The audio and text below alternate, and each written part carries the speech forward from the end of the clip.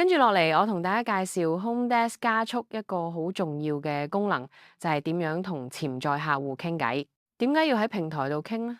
因為透過對話，你先可以更容易試到對方係咪一個實客咧，幫你篩選出真正有心嘅買家或者租客咧。我知大家都好忙，未必得閒嘅時時刻刻望住 HomeDesk 個網，所以如果有客睇中你個盤，撳咗掣聯絡你，發咗信息過嚟，而你又未嚟得切回覆嘅話，我哋就會 send 個 WhatsApp 提醒你。你打開 WhatsApp 就會見到個通知，呢個時候你只需要撳入個信息，再撳查看對話，佢就會自動帶你返嚟 HomeDash 網站噶啦。入到嚟撳返個收件箱，就會見到個客留俾你嘅信息啦。撳入去咧就會見到詳細對話，你可以自己打字覆佢，亦都可以用我哋嘅 AI 咧幫手試下。撳咗下角呢個 AI 建議回應，AI 咧就會根據上文下理咧幫你作個回覆嘅。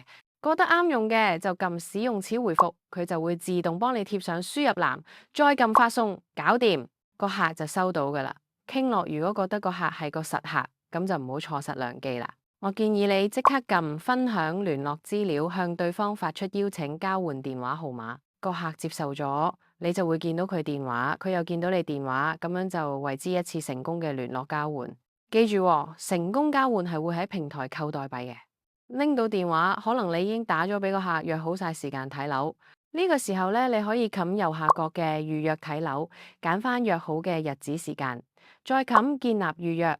系統咧就會向個客發出邀請，個客確認咗，系統咧就會幫你 mark 低，到時咧仲會再分享多一次大家嘅聯絡方法添。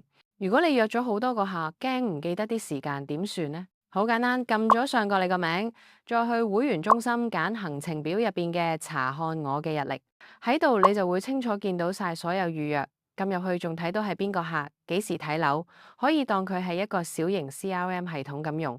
管理預約就更加方便啦。到咗睇樓當日，見到個客，記得開返個預約，撳出席確認，俾個 QR code 個客掃一掃，咁就完成確認程序噶啦。最後撳完成並關閉就得啦。